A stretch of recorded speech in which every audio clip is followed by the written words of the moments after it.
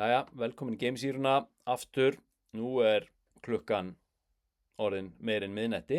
Klukkan er að vera 1 á, já, 9. maí. Það er sem sagt komin 9. maí. Ég er búinn að liggja yfir öllu þessu efni í dag og ég er komin á jörðina og þetta er svo áhugavert að þegar maður fer að fókusa á hvernig maður er að bregðast við og þegar maður er búinn að vera að grúska í þessu UFO stöffi í svona mörg ár eins og ég og fleiri eru búinir að gera, þá svona samhliða því svona hvernig karakterar fólk er, þá auðvitað eru viðbröðin í samræmi við það. Ég er ofsamaður og viðbröðin mín voru ofsafengin og það er típist ég. Ég fer hátt upp og svo kem ég niður í jafnvægið fljótt aftur.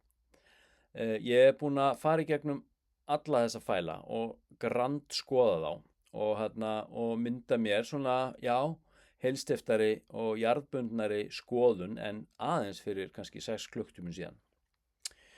Og niðurstaða mín er þessi, að þetta var ágætis byrjun. Valla meira en það. Það var, sko, þegar að grannt er skoðað, þá er margt áhugavert sem kemur þarna fram og þá aðalega, sko, það eru þarna einhverjar gamlar skýrslur, einhverjir vitnisburðar frá einhverju fólki, alveg bara frá því 1948 sem er þetta áhugavert og skemmtilegt að lesa í gegnum, þar sem að vitnisburðir voru sendir eftir einhverjum ákveðnum channelum eða einhverjar boðleiðir og mikið til J. Edgar Hoover, hann var framkvæmdastjóri eða forstjóri FBI á þessum tíma.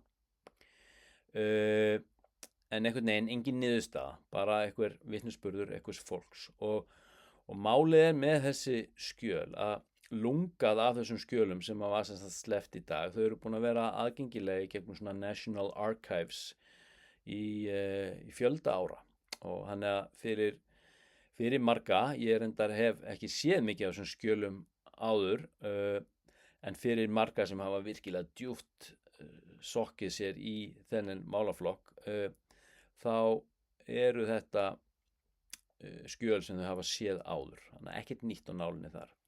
Það var mjög áhugavert að lesa þessar lýsingar geimfarana, sem sagt Apollo 11, 12 og 17 og Gemini 7 minni mig. Þetta eru sem sagt bara tunglfararnir, þetta eru geimfararnir og með sinn akademiska bakgrunn og háþjálfaðir menn í svona eftirtekt, sem sagt, hvorki á sjó og landi, þetta eru bara svona þetta eru algjörlega svona trained observers eins og maður segir og mikið áhugavert en samt sem maður ekkert nýtt heldur í transkriptum þarna milli þeirra og Houston.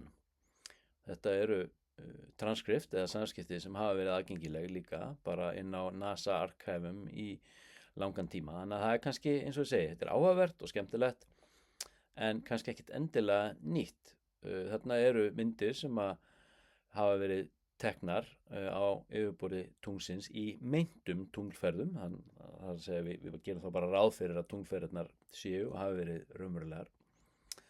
Það sem að eru svona anomalies á lofti, óútskýrðir hlutir á lofti, séð frá tunglinu sem að eru þetta bara mjög sérstakt og skemmtilegt og áhugavert, gaman að sjá. Og svo við þessi nútímamál sem að mörg hver maður hefur ekki séð áður, eitthvað hef ég heyrt af þeim.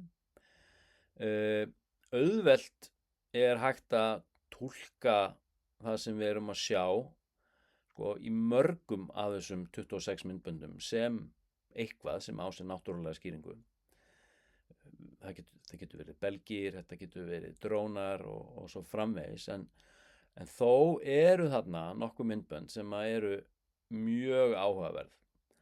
En það er engin niðurstaða. Það er búið að lita yfir öll gögn eða data á þessum flervídeóm sem annaðhvort eru tekin af svona rýmerdrónum eða orrustuflugvélum eða skipum og sem að gera það verkum að þú sér engan hraða og enga fjarlægð, þannig að þú gerir enga grein fyrir hraða né stærð en einum hlutföllum.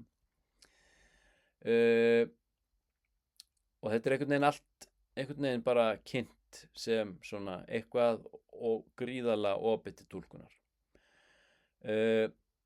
og þetta hefur verið gagnrýnt svolítið og það ríkir svona talsverð óánægja í UFO heiminum og alveg eðlilega því að veist, við viljum fá uppljóstrun og þetta er það ekki.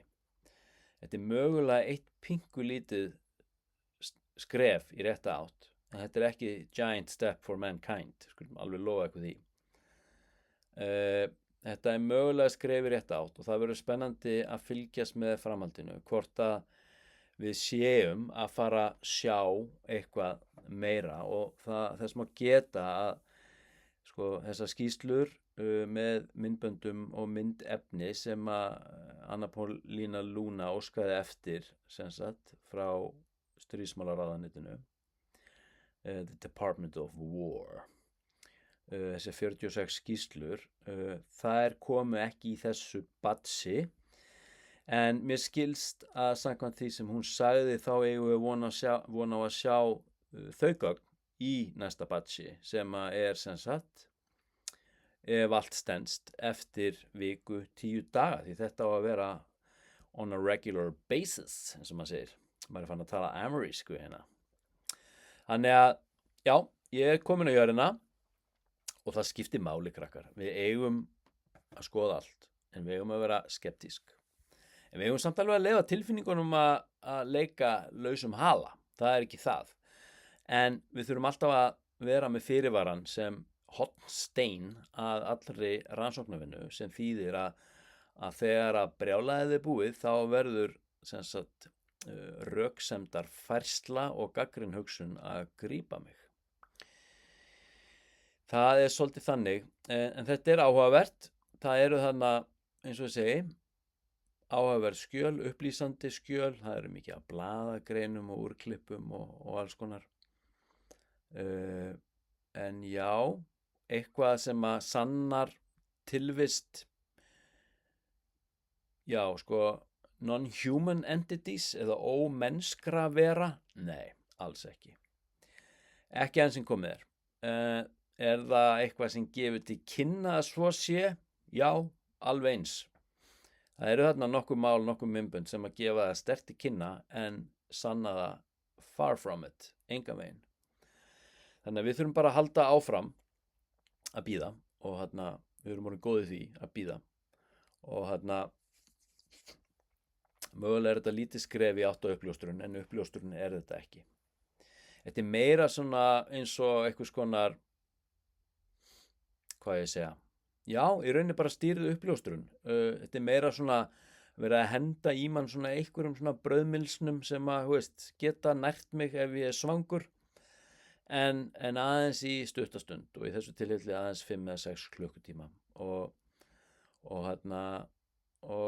ég er ekki, sem sagt, vill ekki meina að ég sé keyrður áfram af vonbrigðum eða neikvæðni, heldur er ég núna bara að deila, sem sagt, niðurstöðum frekari rannsókna og íhugunar og það sem ég er að skoða þetta og líka bara mitt eigið tilfinningakerfi og mína væntingastjórnun með gagnrýnum huga því það er númer 1 og 2 sko, og 3. Sannleikurinn alltaf narratífunni ofar, hafið það hugfast. Herraskutnar, endilega followið Geimsýruna á YouTube, það er semst þvottahúsið Geimsýran, TikTok, það er UFO Geimsýran og svo getið þið followað mig persónulega á Instagram eða Facebook. Ég heiti Gunnar Dan og ég er sem sagt rithöfundur og ófaglærður vísindamaður og og er sem sagt, það er UFO 101. Ég ráðleika ykkur að lesa hana, hún er í öllum bókabúðum. Þið getið líka fengið hana hjá mér eða þið viljið fá hana áritaða. Ég hef verið að selja svona beint frá bíli líka. En eins og segi, ég sá hana bara í pennanum á Skólavörðustíg bara daginn. Og svo er UFO 202 á leiðinni. Hún er bara, eins og ég segi, hún er ennþá í ritstjórn. En ég á von á henni bara núna í næstu viku og þá fer hönnuður í gang. Herru, við höldum áfram að fylgjast með og við látum ekki degan siga. Þetta er ekki niðurbrot. Ég er ekki vonsvikinn. Þetta er betra en allt annað framan að skiljið. Þannig að eins og Sigurrós sagði hérna í fyrndinni, þetta er ágætisbyrjun. Nú ætla ég að fara að sofa og já, enda kominn tími til. Takk fyrir mig.